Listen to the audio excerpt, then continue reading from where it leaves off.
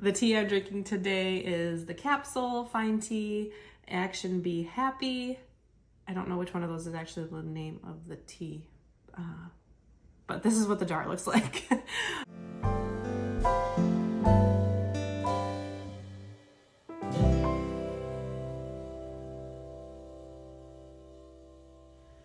Hello and welcome to Tea with the OT. I'm your host, Becca Mattie, and I'm here today to talk to you about all things occupational therapy and give you some less than educated opinions on tea. Let's get steeping. Today we are talking about social stories. But before we dive into that, I am going to get our tea steeping. And fun fact for today, I am trying loose leaf tea for the first time. This is a new adventure for me. I did manage to find like a little tea strainer to steep it in and hopefully not get too many little tea leaves into my final product, but we shall see. The tea I'm drinking today is the capsule, fine tea, action be happy. I don't know which one of those is actually the name of the tea, but this is what the jar looks like. Okay, so today I am talking to you about social stories, and these are a tool that I absolutely love to use in my practice because they are so versatile. A social story is a story that we use with kids or anybody who needs to use them as a tool to work through a social situation that they might find themselves in that they either are unfamiliar with or that they are having difficulty managing. And social stories do this wonderful thing where they break that situation down really simply and lay it out there and allow someone to process what to expect in that situation. So for example, in my Teachers Pay Teachers store, I have a social story all about going back to school, that first day back to school after summer break. How does that day look? What types of feelings might come up for us?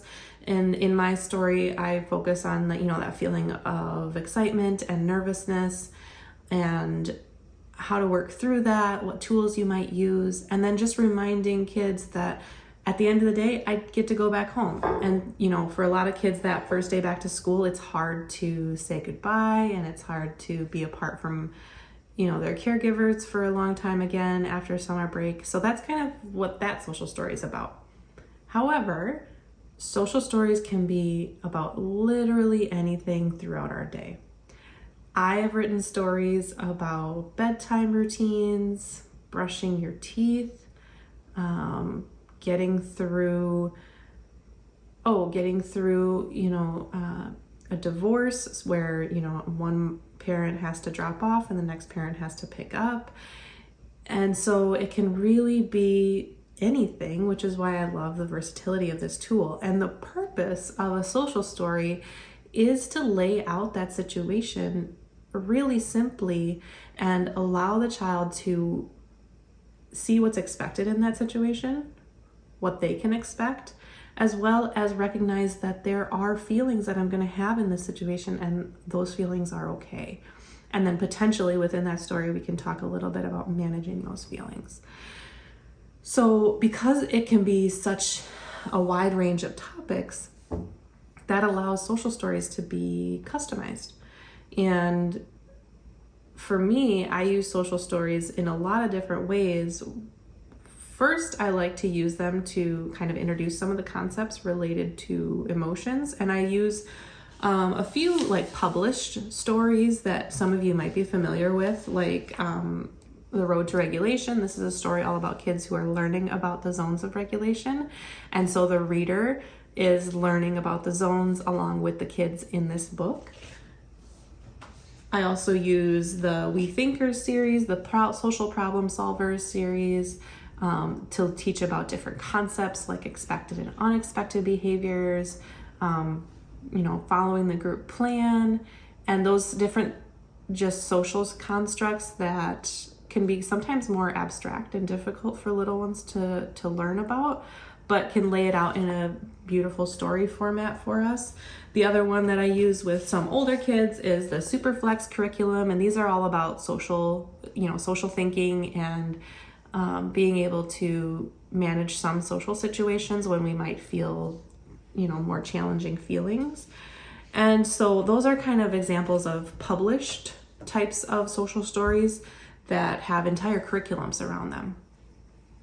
I have also done social stories that are really, really simplified. An example of this is like more of a comic strip. And so this is actually an activity I did this week with my clients, where the top 2 panels, we discussed a situation where they felt that they were out of control of their bodies.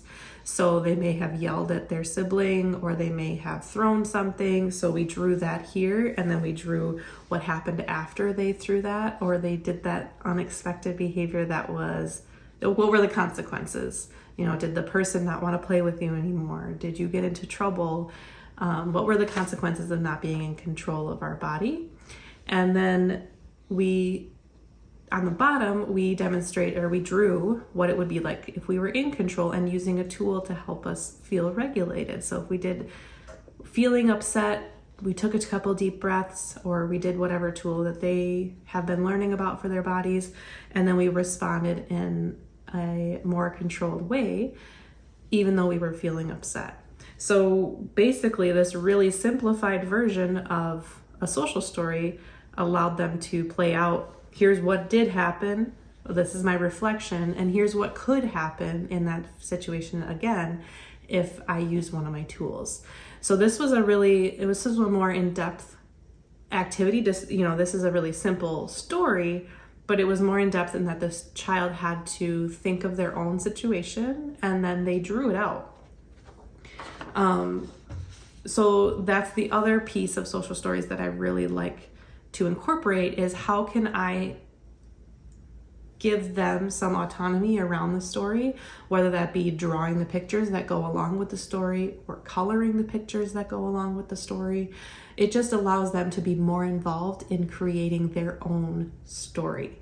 And so I can't say enough about creating social stories for different things. It's a good way to lay out a situation, what's expected in that situation, what types of feelings might they have in that situation, and what types of tools can they use to manage those feelings and behavior to get the job done. So I have also used social stories as a way to help children learn how to reflect on how situations have gone in the past. Those are more of the custom ones, but the other way that we can use like more general social stories, like the back to school one I talked about, is to help those kiddos that just don't do very well having a lot of unknown things, facing a lot of unknown when it comes to new activities. So if they're going to a new school, or if they are doing a new activity like trick-or-treating like we just had for Halloween, and they just are feeling more nervous than you'd think they should, because it's, this is going to be a fun activity. I promise it's going to be great. You're going to love it. Well, I don't know what to expect. So I don't know if I'm going to love it. And it's really hard for me to believe you. Social stories can help them create a context in their mind and an expectation of what might happen during that activity. So that's kind of the beauty of really those more general social stories. If you have a child that has trouble facing the unknown, or facing something that was challenging in the past, so if you went to the Children's Museum and you had a really difficult time, and so now their context and their when they picture the Children's Museum, they're like, yeah, that was terrible. We could use a social story to maybe talk through what being at the Children's Museum could look like, if we're able to manage our behavior, manage our feelings. Maybe we come in differently this time, with more sleep, more snacks, or what have you. Whatever happened the last time, is there a different way we can approach that situation? So that's, I can't say enough about using a social story when you are facing a challenging situation with your child. Pairing it along with things like rewards, like sticker charts and that kind of thing, allows you to say, okay, here's the story and here's how this person in the story got a sticker and how you might get a sticker if it goes this way as well. The other thing that I like to point out in social stories is, it may not always happen like this, but this is how it might happen. Making sure that they know that if you have a child that's really black and white and thinks everything has to happen exactly as it said it would, you do have to use some caution with social stories and helping them understand that this is just one way that it might go. This is how it usually goes.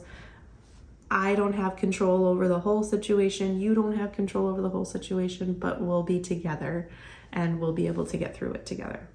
So if there's any activity or a situation that you think, a social story might be helpful for my little one, feel free to reach out. Shoot me a message and we can talk a little bit more about that. You can also check out my Teachers Pay Teachers store. I'll put a link for that in the caption here. And you can check out the different stories that I have on there. So that is all about social stories from me. Let's check out our tea for today. See if it is cooled off and steeped properly. This was, like I said, my first time doing loose leaf, so we'll see how it goes. Take my little steeper out. This is definitely a little bit more, it's a little darker than my tea has been in the past with different tea bags, so I wonder if that's related to the loose leaf tea. Let's give it a try.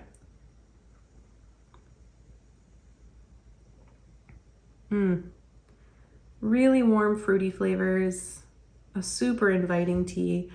I like that one a lot, actually. That's not one I necessarily feel like I want to add any honey to, so that's new for me too. I don't know. I will give it a recommendation. This is what the can looks like. Thank you guys so much for joining me today for some discussion about social stories and my new adventure on loose leaf tea. And I hope to see you next time. But until then, have a wonderful day.